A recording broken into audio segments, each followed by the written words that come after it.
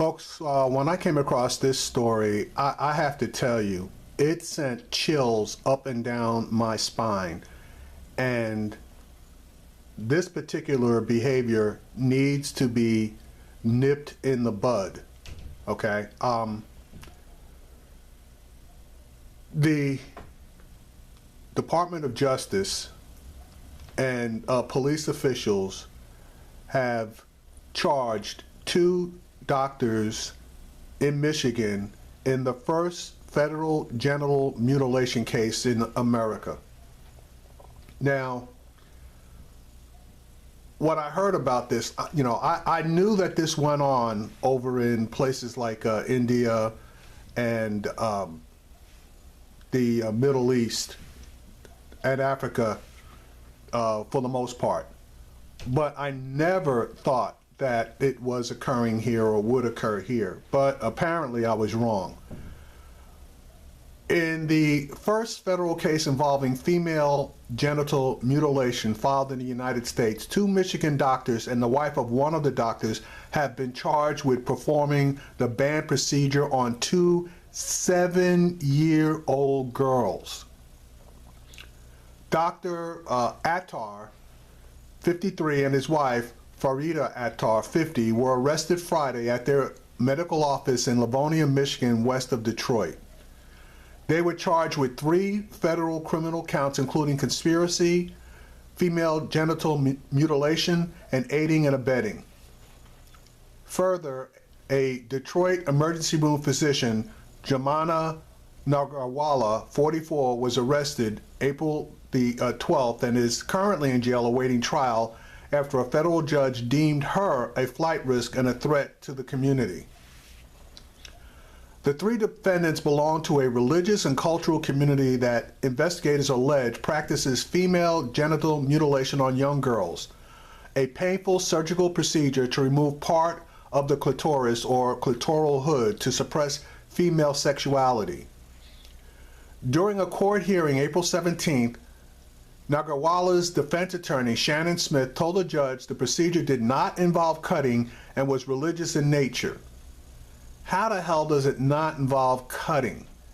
Anything that is removed from your body in some way, shape, manner, or form has to be cut away or torn away.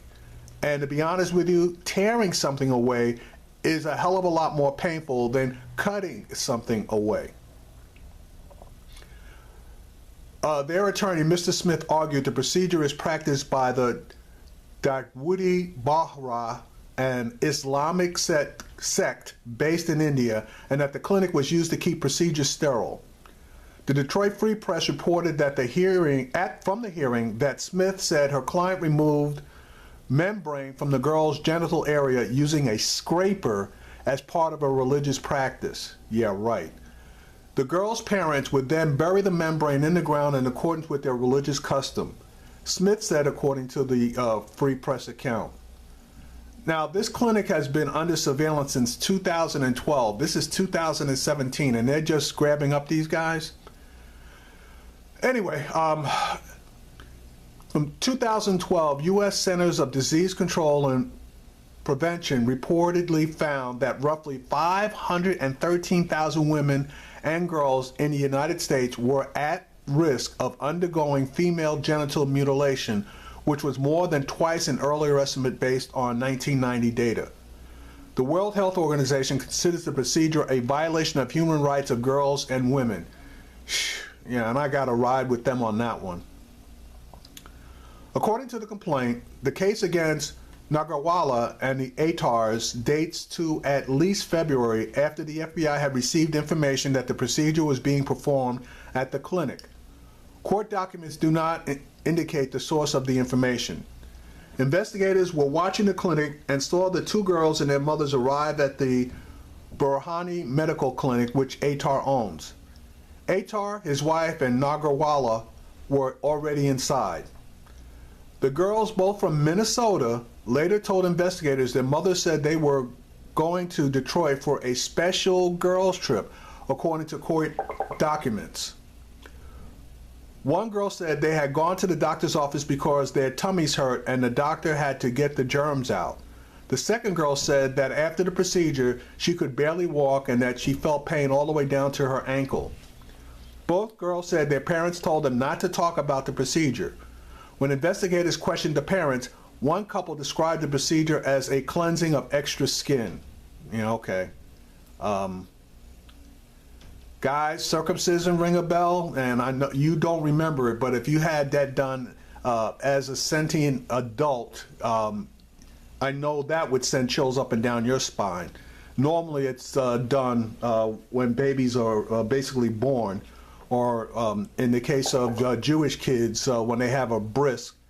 But the kid is, several, I believe, up to 6 months old when that's performed. And at that age, you won't remember it. But damn, as an adult, if you had that done, you would never forget it. Anyway, Dr. Atar, according to the attorney, is not aware of any crimes that occurred at his clinic. He has confidence that he will be vindicated through the justice system because he's done nothing to violate the law. Okay, well, easy on that one. All they have to do is give those girls a physical exam, and if anything's missing, case, in my opinion, should be closed. Atar told investigators that Nagarwala used his clinic to treat girls between ages 6 and 9 for genital problems, and that Nagarwala didn't charge for her services. Atar said his wife was present during the examinations to comfort the girls and hold their hands, according to court documents. Atar said Nagarwala saw patients in his clinic 5 to 6 times a year. Dr. Atar voluntarily spoke with the FBI without an attorney, said Chartier. He has no criminal history. He knew his colleague had been arrested, yet he continued to live in his home and work at his clinic serving his patients. He certainly did not try to flee, and he's a respected and trusted member of the community. The Atars had an initial appearance in court this past Friday. The court did not ask for a plea at the initial appearance, but Dr. Atar is pleading not guilty and will vigorously defend against these charges per his attorney. Farida Atar's attorney, who's different than her husband's, Matt Newberg, told CNN his client has not admitted guilt. He said she has not entered a plea, but we look forward to defending the case against her. The Detroit News reported that members of the Dawoodi Bohra sect in the area where the defendants live and work belongs to the Anjuman-e-Najmi Mosque, the only Dawoodi Bohra mosque in Michigan. Leaders of the mosque released a statement Friday saying that they are offering assistance to investigators. Any violation of U.S. law is counter to instructions to our community members, the statement said. It is an important rule of the Dawoodi Bohras that we respect the laws of the land wherever we live, the statement continued. This is precisely what we have done for several generations in America. We remind our members regularly of their obligations. CNN calls to Nagarwala's attorney and the mosque were not returned. It is not clear Saturday whether Nagarwala has entered a plea. Nagarwala, who has 4 children of her own, has no prior criminal history according to court documents. She has been charged with female genital mutilation, transportation with intent to engage in criminal sexual activity and conspiracy, and making a false statement to a federal officer. Nagarwala's employer, the Henry Ford Health System, told CNN in a statement, the alleged criminal activity did not occur at any Henry Ford facility. We would never support or condone anything related to this practice. The doctor was immediately placed on administrative leave and her clinical privileges have been suspended. A detention hearing to the Atars is scheduled for Wednesday at 1 p.m. A preliminary court examination for Nagarwala is scheduled for Thursday at 1 p.m. No charges have been filed against the parents of the girls. The FBI has a tip line for victims of female genital mutilation or anyone who might suspect such activity. You can call 800-CALL-FBI or submit a tip to via fbi.gov/FGM. Folks, if this actually occurred, they need to throw the absolute book at these people.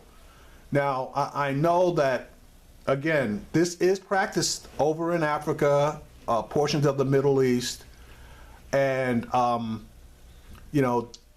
as indicated earlier, this is a human rights violation.